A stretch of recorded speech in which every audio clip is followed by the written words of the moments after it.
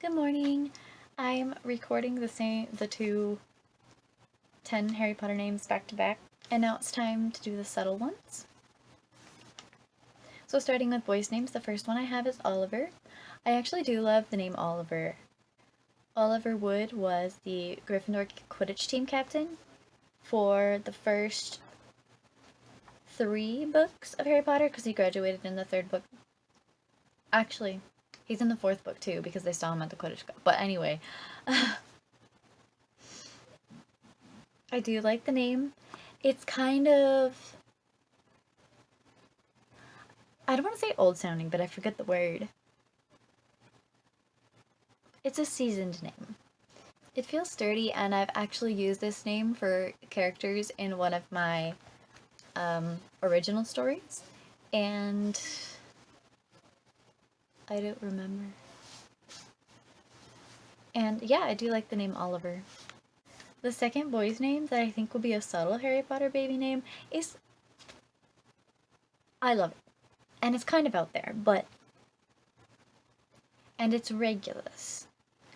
Now, if I met a kid named Regulus, I would automatically assume that it was Harry Potter because I know that Regulus is Sirius Black's little brother. And Regulus actually, he joined the Dark Lord when he was 16, and he discovered too much about the Dark Lord and realized that he wasn't everything that he was saying he was, and that he didn't really want to purify the world. He only wanted to live forever. And so Regulus was doing his best to work against the Dark Lord and died in the process. But he was working to destroy Voldemort's Horcruxes so that Voldemort could be defeated. And in the end, in the books, he is redeemed, though you don't get to see that very much in the movies. He is. I adore him. And so I think the name Regulus is great. To me, it feels very royal because that's a Latin name, and Regulus is actually a star in the constellation Leo, which I think is crazy because it's a lion. And I think Regulus did show a lot of bravery, and I don't know, I find it interesting. But I think Regulus would be a sweet name for a little boy. Third, I like the name Arthur because if I met an Arthur, I wouldn't think anything of his name, but it is a sturdy name. It's another one of those older names like Oliver, and Arthur is, of course, Mr. Weasley, the father of the 7 Weasley kids. That's Ron's dad, for people that don't know all of the Chings. And then going along with the Weasley theme is I do like the name Charlie, which is the second Weasley boy. Charlie for a little boy as well. Charlie was actually, he was in the same year as Nymphadora, and the two were pretty good friends in school.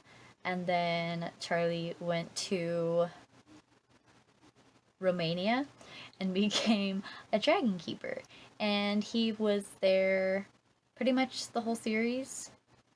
I think he came back for Bill's wedding, but he was away for pretty much the rest of the whole series.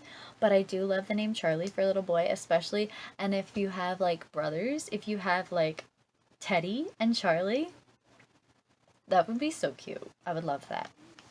And then fifth, the name Colin, which of course is Colin Creevey, the kid with the camera that started school in Harry Potter and the Chamber of Secrets. The one thing about this is I feel like Colin and his brother are accident prone because Colin got petrified and then he died in the Battle of Hogwarts. And then his brother Dennis, when he, you know how the first years crossed the Black Lake in the boat, he fell out of the boat.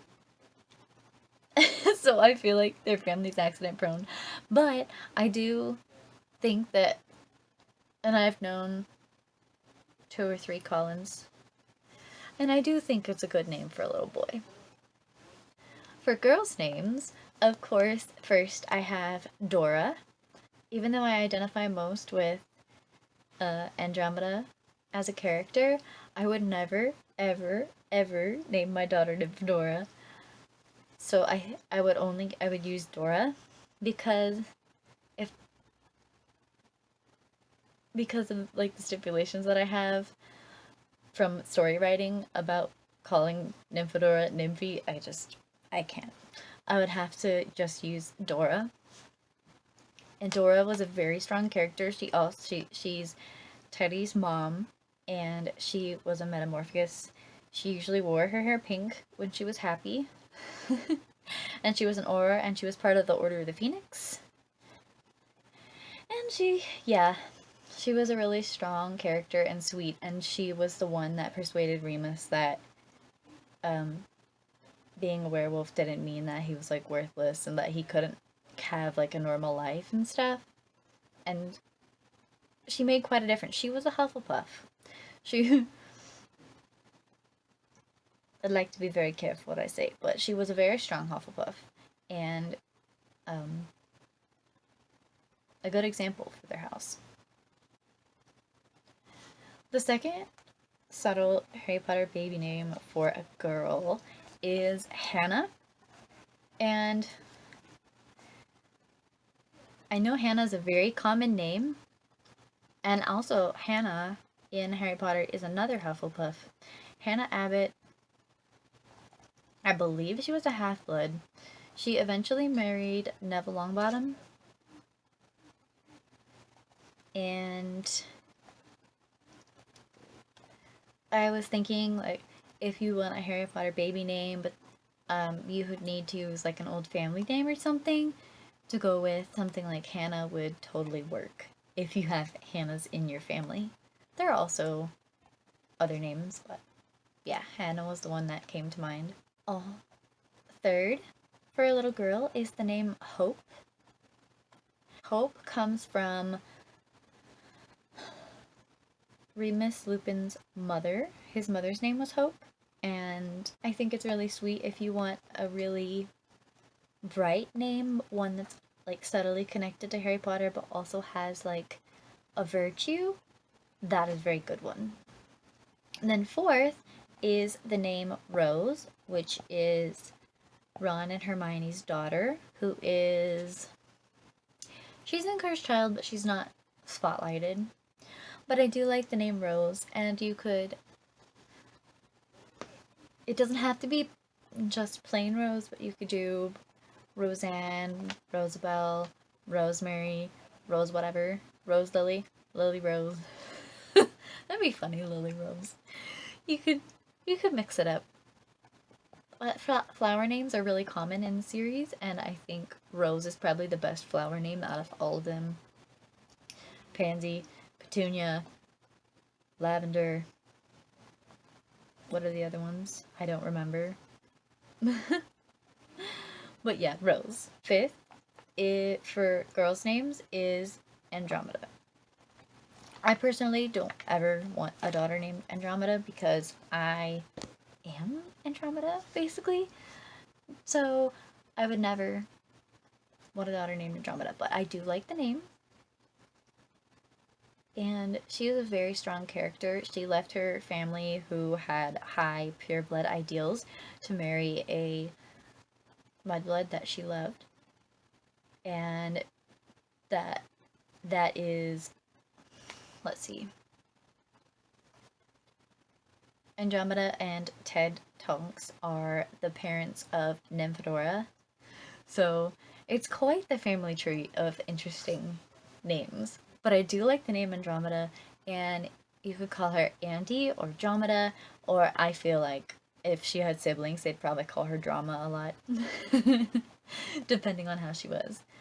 But those are the 10 subtle names. Were they subtle? Because again, like, if I heard somebody called Regulus, I would automatically think Harry Potter. And if I heard the name Andromeda, I would automatically think Harry Potter. So, take it or leave it. I think they're subtle.